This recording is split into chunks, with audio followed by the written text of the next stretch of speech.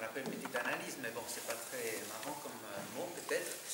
Mais c'est un peu essayer de saisir en fait comment elle fait la musique. Bon, aussi, on peut y rester un jour ici ou une dizaine de minutes faire c'est un petit survol. Donc c'est plutôt par des petites allusions que j'espère un petit peu ouvrir la porte de ce que pourrait être la création. Mais de nouveau, je suis compositeur, mais je ne suis pas dans la tête de Dvořák. Mais quand même, il y a certaines choses qu'on peut très bien définir et on peut, j'espère en tout cas, faire découvrir au public.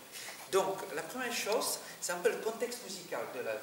Moi, je pense que bon, je vous ai déjà dit, bon, c'est un chef-d'œuvre, Dvořák, il est au sommet de son art et il a devant lui des grands chefs-d'œuvre qu'il va écrire, la symphonie du Nouveau Monde, le quatuor américain, l'opéra Rusalka et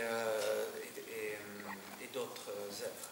Donc ce quintet, Dvořák en fait se situe surtout à l'époque de la deuxième moitié du 19e siècle, dans la lignée des compositeurs qu'on peut trouver aussi dans d'autres pays, qui sont en fait toujours liés à l'histoire de leur pays. Il ne faut jamais oublier ça. L'art est toujours lié en fait lié à tous les paramètres qui l'entourent. Ce n'est pas seulement un créateur qui est dans sa chambre en train d'écrire ce que les muses lui soufflent. C'est une idée romantique, oui, il y a une partie de cela, mais nous vivons une époque, nous sommes les témoins de cette époque et nous voulons livrer ce témoignage. Dvořák, à ce moment-là, le pays est sous l'Empire austro-hongrois et souffre, on peut dire,